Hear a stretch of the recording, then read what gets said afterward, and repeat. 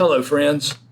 I'm Ben Pierce, Senior Pastor at Fuquay-Varina Baptist Church, and we're just doing a little study on the characteristics of a disciple. What are some key things that should be in their life? And we're spelling out the word disciple. The D stands for you should die to self, meaning come to the end of myself, Christ now lives in me. The I stands for integrity. My actions match what I say I believe. The S stands for service. Matthew 20, verse 28, Jesus said this, I didn't come to be served, but I've come to serve and to lay down my life as a ransom for the many.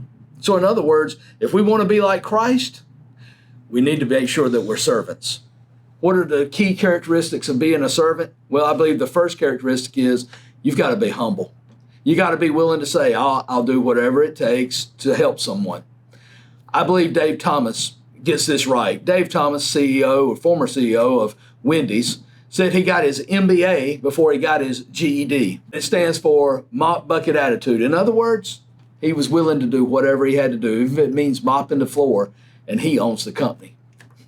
So the better question is, why do we serve? Well, one of the reasons that you serve is you were created for it.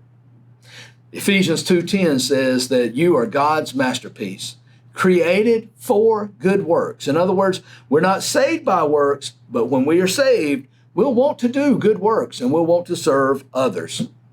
I believe when you serve, it proves you belong to God. Matthew 7, verse 16 would tell us that the disciples are known by their fruit. Not only does it prove that you belong to God, serving others is serving God. Matthew 25, verse 40, Jesus said this. He said, when you do this unto the least of these, you're doing it to me. So when you serve those least of those, you're serving God himself. You're serving Christ. But not only do we do it to serve God, I want you to know we do it because of what God has done for us.